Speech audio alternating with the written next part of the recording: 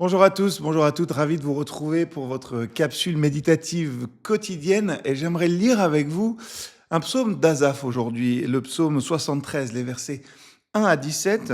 Ça peut vous paraître long, mais vous allez voir, c'est tellement actuel. Oui, Dieu est bon pour Israël, pour tous ceux qui ont le cœur pur. Pourtant, j'allais faire un faux pas, un peu plus et je glissais, car j'ai vu la prospérité des méchants et j'ai jalousé ces vantards. Jusqu'à leur mort, ces gens-là n'ont pas d'ennui. Ils sont gros et gras. Ils ne partagent pas les difficultés des autres humains. Ils ne sont pas frappés par les coups durs comme les autres. Ils portent l'arrogance comme un collier. Ils se drapent de violence. Ils sont dans le luxe. Leurs yeux reflètent leurs mauvaises pensées. Ils se moquent. Ils parlent méchamment d'un air supérieur. Ils ne parlent que d'opprimés. Ils ouvrent la bouche pour s'attaquer aux cieux et leur langue n'épargne rien sur terre. C'est pourquoi tout le monde se tourne vers eux et boit leurs paroles comme de l'eau. Ils déclarent: Dieu ne peut rien remarquer. Comment lui qui est là-haut pourrait-il savoir? Regardez-les, ces gens méchants, toujours à l'abri des ennuis. Ils améliorent leur situation.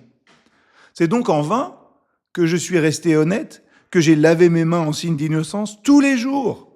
J'endure toutes sortes de peines. Chaque matin, les châtiments sont là. Mais si je me décidais à parler comme eux, je trahirais la génération de tes enfants.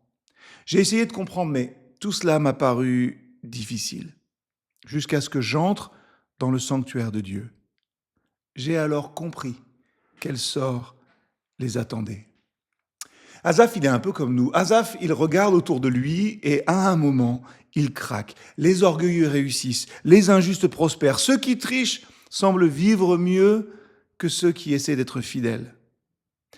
Et soudain, Asaph ose dire quelque chose que beaucoup pensent en silence. C'est donc pour rien que j'ai gardé mon cœur pur. C'est un peu la crise du fils aîné dans la parabole du fils prodigue. C'est la fatigue, vous savez, de ceux qui ont toujours tout fait comme il fallait. C'est la colère de ceux qui voient les autres profiter pendant que eux-mêmes portent les responsabilités. Je crois que dans nos vies, le poison commence souvent là, quand l'obéissance finalement cesse d'être une relation pour devenir un calcul. Asaph, il découvre quelque chose de terrible. On peut être dans la maison de Dieu tout en nourrissant une amertume secrète. Mais le tournant, il est là, verset 17, jusqu'à ce que j'entre dans les sanctuaires de Dieu. Autrement dit, tant qu'il regardait horizontalement à notre réalité, Asaph devenait amer, mais quand il relève les yeux vers Dieu, alors quelque chose change. Dites-vous bien une chose, la comparaison transforme toujours. Ça transforme les autres en rivaux, ça transforme la grâce en injustice, et Dieu finalement devient beaucoup plus incomptable. Par contre, la joie revient quand on cesse de demander mais pourquoi eux? Et qu'on recommence à se demander, Seigneur, où est-ce que tu es dans ma vie aujourd'hui?